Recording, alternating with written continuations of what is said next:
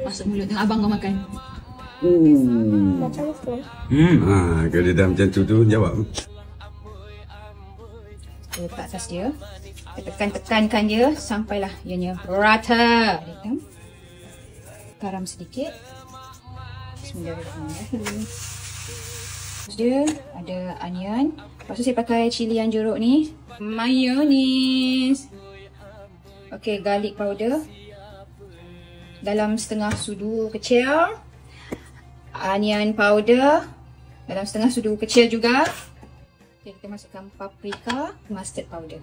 Yang biasa tu saya ada yang ni, so saya letak je lah yang ni. Redor je lah. Akram. Buka. Sikit je. Gula sikit. Tomato sauce sikit.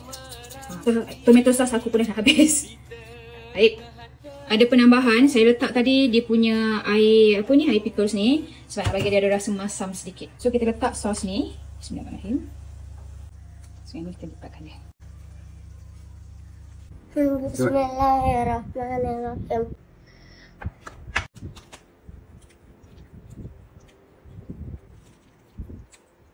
Odin kau.